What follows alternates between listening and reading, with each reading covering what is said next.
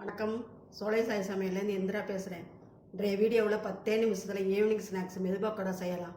இந்த வீடியோ கடைசி வரையும் ஸ்கிப் பண்ணாமல் பாருங்கள். வாங்க வீடியோக்குள்ளே போகலாம். ஒரு கப்பு பொட்டுக்கடலை மாவு, இந்த கப்புனால் ஒரு கப்பு கடலை மாவு, கருவேப்பிலை அரிஞ்சு வச்சுருக்கேன் பாருங்கள். ஒரு 2 பச்சை மிளகாய் அரிஞ்சு வச்சுருக்கிறேன், நல்லா பொடியாக அரியணும்.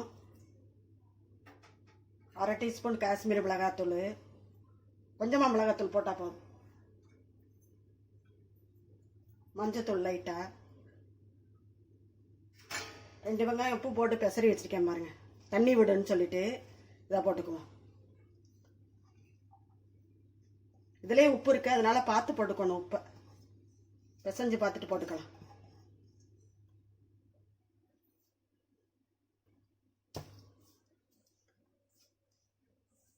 நல்லா கலந்துட்டு கொஞ்சமாக தண்ணி ஊற்றி பசைஞ்சுக்குவோம்.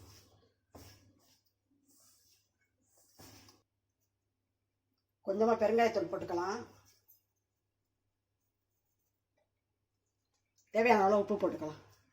வெங்காயத்தில் உப்பு இருக்க கண்டு கொஞ்சமாக போட்டுக்கலாம். ரொம்ப தண்ணி ஊற்றிட வேண்டாம்.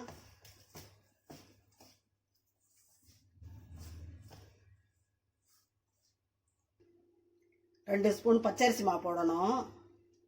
இதிலே சேர்த்துக்கணும். சேர்த்துக்கிட்டு பசைஞ்சுக்கலாம்.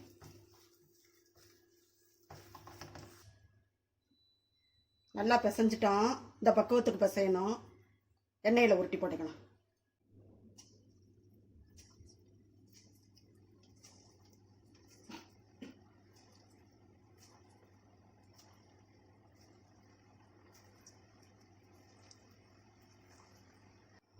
மீடியம் ஃப்ளேம்லேயே வச்சு வேக விடணும். நல்லா சூப்பராக இருக்கும். எங்கள் ஊர்லலாம் வண்டி பலகாரம் இதில் வாங்கிட்டு வருவாங்க. எங்கள் அப்பா உனக்கு பிடிக்குன்னு வாங்கிட்டு வந்து கொடுப்பாங்க. நல்லாயிருக்கும், டேஸ்ட்டாக இருக்கும். இங்கே மெது பக்கோடாங்கிறாங்க, எங்கள் ஊரில் தூள் பச்சிம்போம். செம்ம டேஸ்ட்டாக இருக்கும். இதுவும் ஃபில்டர் காஃபியும் குடிச்சா அட்டகாசமாக இருக்கும்.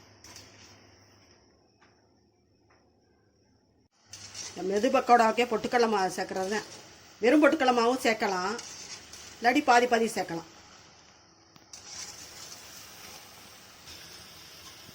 நல்லா வெந்திரிச்சு எடுத்துக்கலாம்.